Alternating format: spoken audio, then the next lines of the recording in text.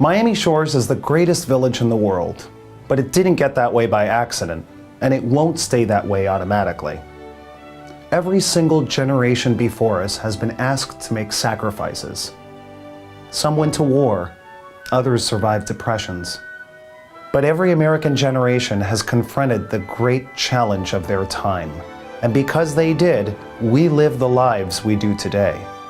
Now we're faced with our village being as dangerous and as uncertain as ever.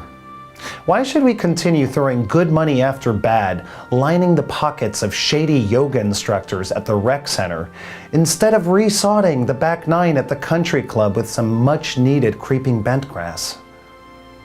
Why do we allow ourselves to be bullied by bureaucratic code enforcement officials who fine us for having a fence line an inch taller than regulation? And for that matter, those same officials permit uninsured, unlicensed, and possibly even undocumented jitney drivers to run pell-mell through our Northeast 2nd Avenue corridor.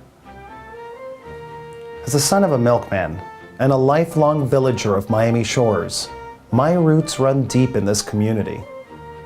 We need one of our own to help us get back in the right direction, much like Henry Flagler's decision to direct his railroad ever southward to the mouth of the Miami River.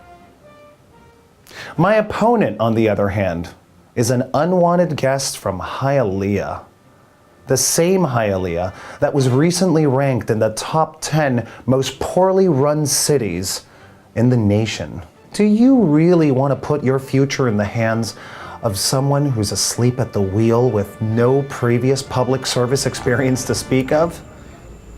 City of progress, indeed. My record speaks for itself.